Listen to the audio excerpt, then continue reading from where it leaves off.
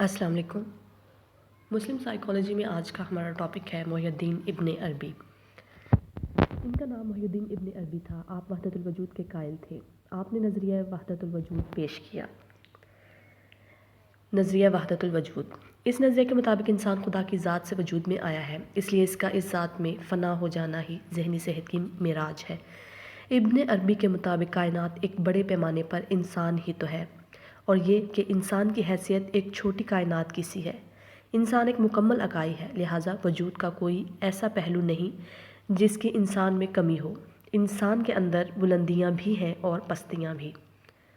इंसानी फ़ितरत, मुस्लिम तसव्वुफ़ में वहदतुल वजूद के नज़रिए के बाकायदा फ़लसफ़ियाना इब्तिदा इब्न अरबी से वाबस्ता है।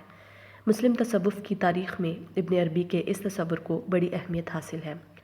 इसके ख़्याल में इंसानी फ़ितरत के दो पहलू हैं, नंबर 1 लाहूत, नंबर 2 नासूत। ये पहलू न सिर्फ़ इंसानी फ़ितरत से मुतल्लिक़ हैं बल्कि कायनात की हर चीज़ का ख़ासा है।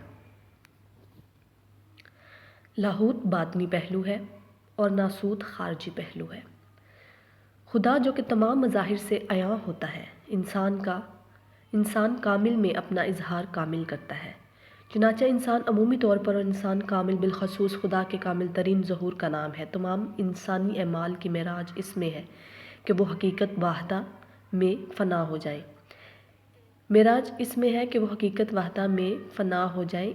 इब्न अरबी के नज़रियात और अफ़कार ने कई एक सूफिया कराम को मुतासर किया।